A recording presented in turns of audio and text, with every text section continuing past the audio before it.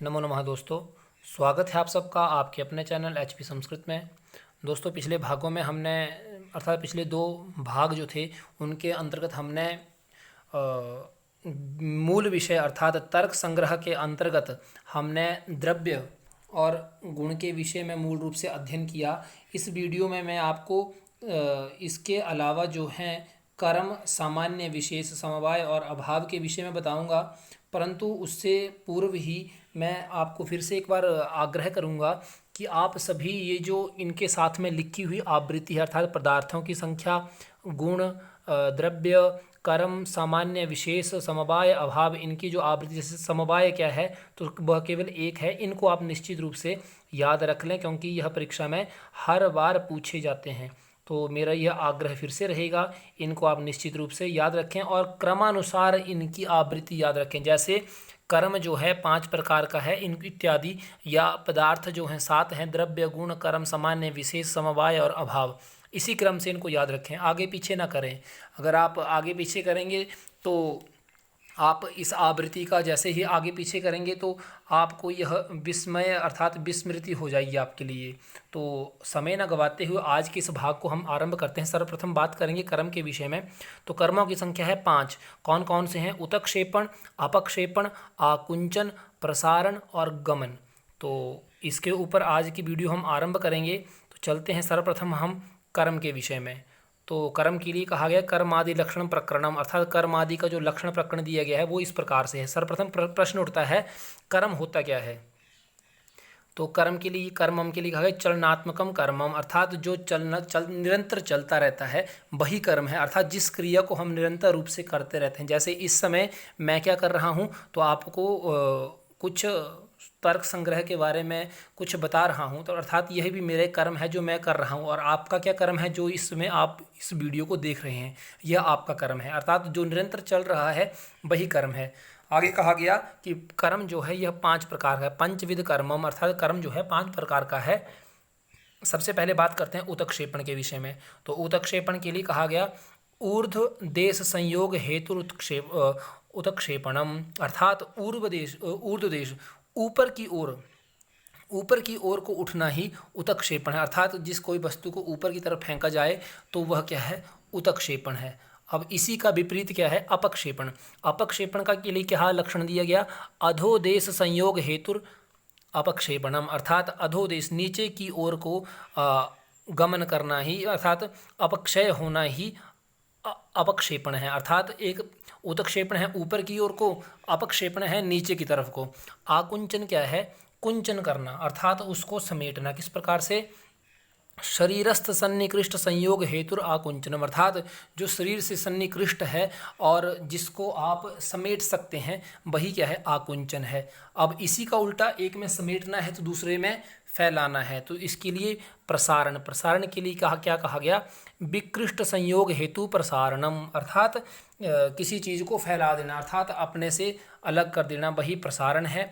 और अंत में बचता है गमन। तो गमन के लिए क्या कहा गया? अन्यत सर्वम गमनम, अर्थात गमन करना अर्थात चलना ही क्या है? वह गमन है।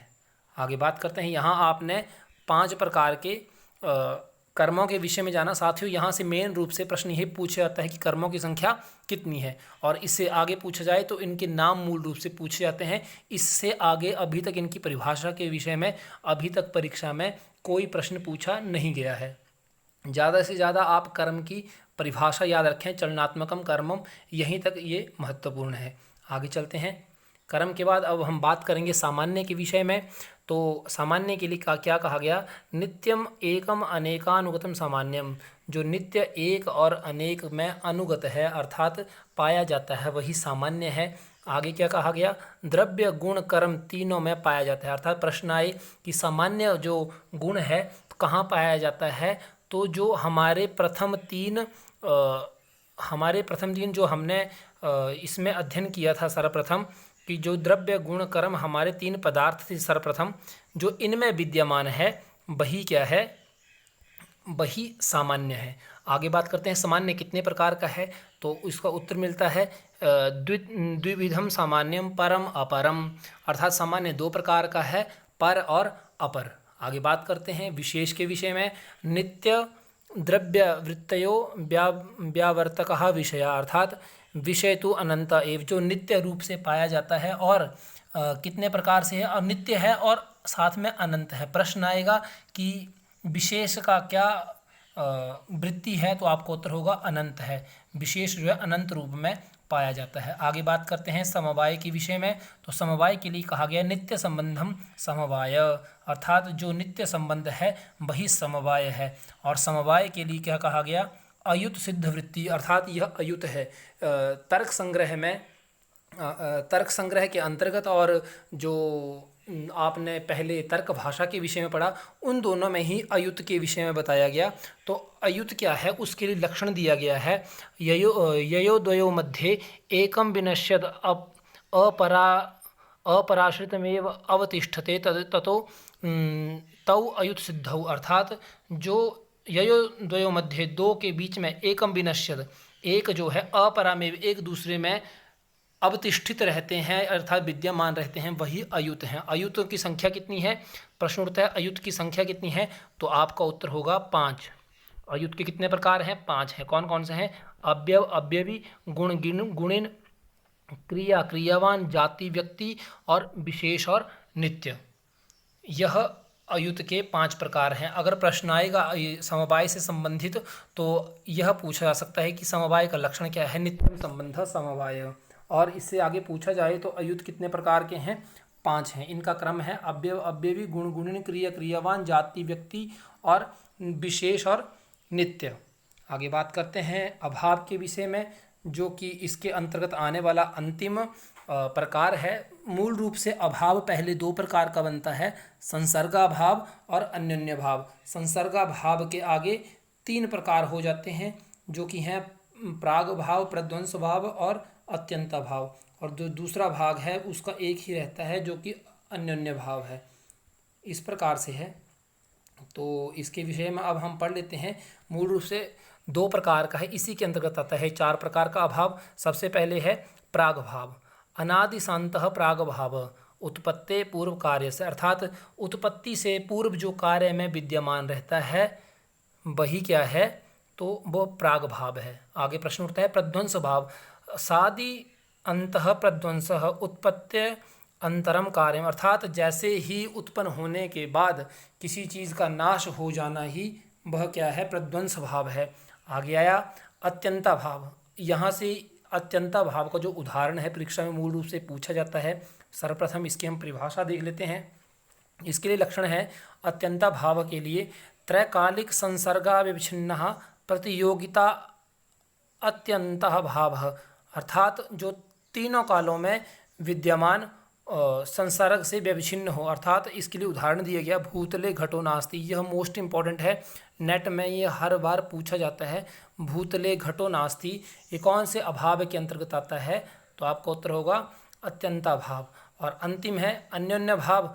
इसके लिए कहा गया तदात्म्य संबंध व्यवच्छिन्न प्रतियोगिता।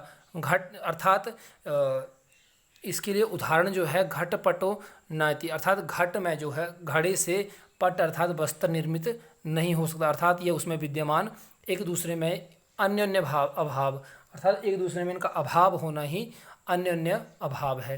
तो साथियों आज के इस भाग में हम तर्क संग्रह को समाप्त कर रहे हैं। या आज के इस भाग में आपने मूल रूप से कर्म के विषय में जाना, सामान्य के विषय में जाना, विशेष के विषय में, समवाय के विषय में, अभाव के विषय में। मैं फिर से कह रहा हूँ इनके क्रम को आप निश्चित रूप से याद रख लें। परीक्षा में हर बार यहाँ से 3 या 4 प्रश्न पूछे ही जाते हैं। तो आज के भाग में इतना ही। अगले भाग में हम कुछ नया विषय लेके आएंगे। मेरा अगला प्रयास रहेगा, क्योंकि जो आगे हमारा मीमांसा दर्शन है उसमें से प्रश्न सिर्फ 2-3 प्रश्न आते हैं, जैसे मीमांसा में कितने अध्याय हैं, इसके प्रवर्तक कौन से हैं, या अर्थ संग्रह के रचयिता कौन हैं, इस प्रकार से प्रश्न पूछे जाते हैं। इससे आगे वहाँ से नहीं पूछा जाता है।